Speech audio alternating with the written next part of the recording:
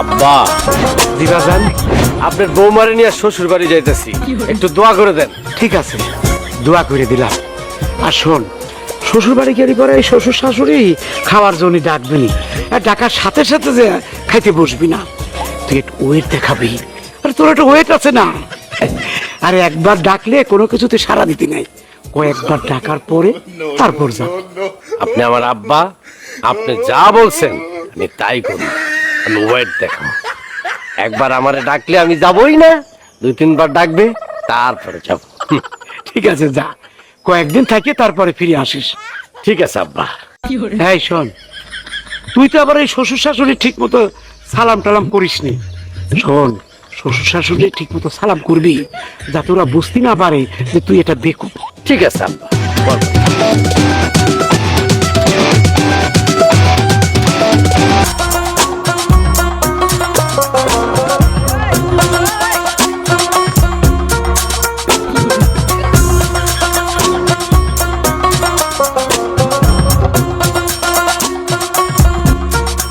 মামা যাবেন?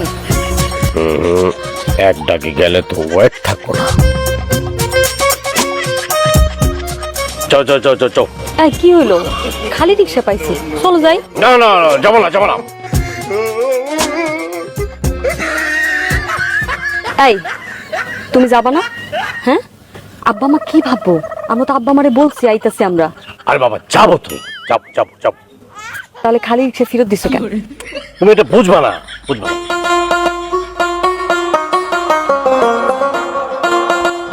এই যাবা, ওদিকে যাবা।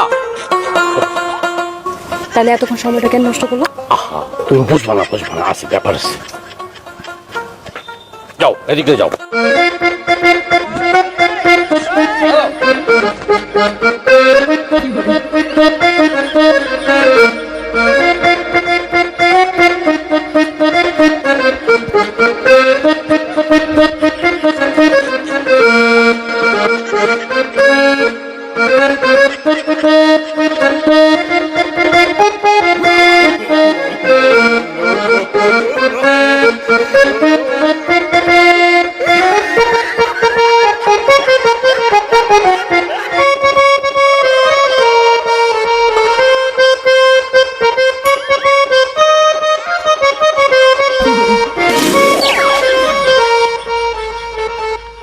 কি ব্যাপার ফুলবানু, এই সাত সকালে তুমি আমার পথ আগলায় দাঁড়াইছো কিসের জন্য? কিসের জন্য পথ আটকাইছে এটা কি তুমি জানো না? না জানি না, তুমি মুখ খুইলা বইলা ফেলাও।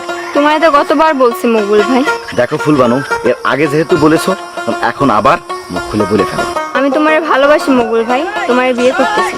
বিয়ে করতে চাও আমাকে? ভালো কথা, কিন্তু এইটা আর এখন সম্ভব না। কেন সম্ভব না?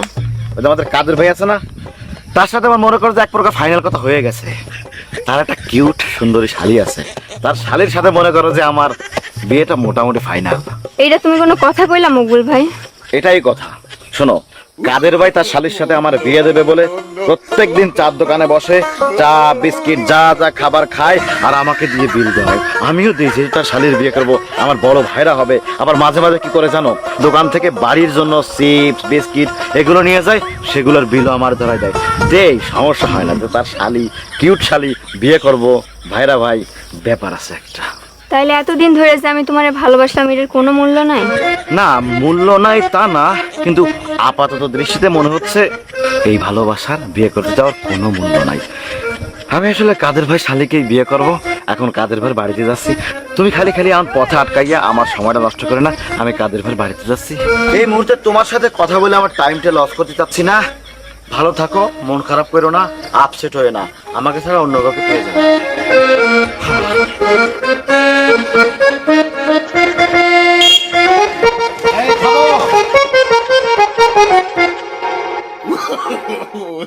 ওটা আমার শ্বশুর বাড়ি।